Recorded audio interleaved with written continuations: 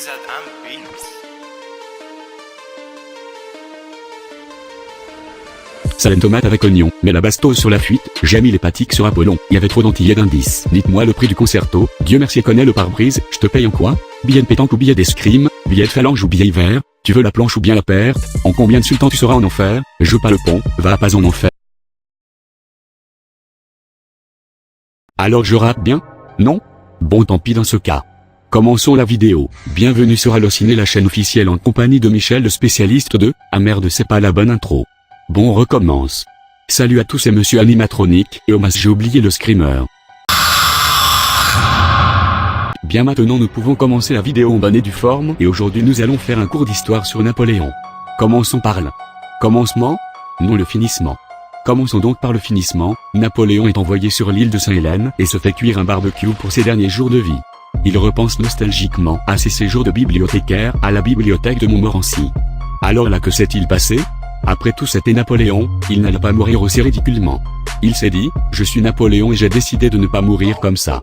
Alors il a construit un bateau qui ressemblait à ceci, puis il est revenu en France et a dominé l'Europe grâce à la menace de la bombe nucléaire, qu'il avait créée à des heures perdues sur l'île de Sainte-Hélène. Bien, maintenant que nous avons fait le finissement, il nous faut passer au commencement.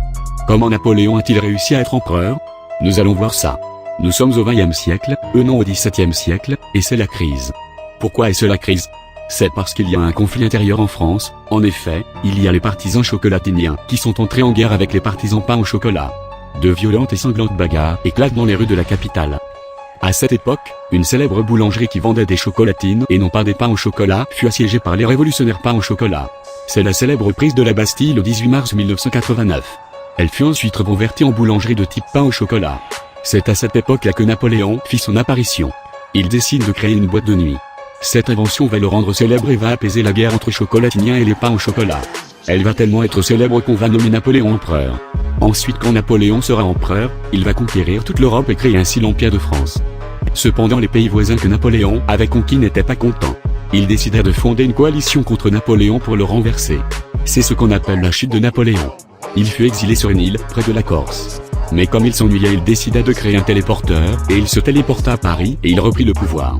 Il reconquit l'Europe une deuxième fois, puis comme il s'ennuyait, il décida de commencer la conquête spatiale.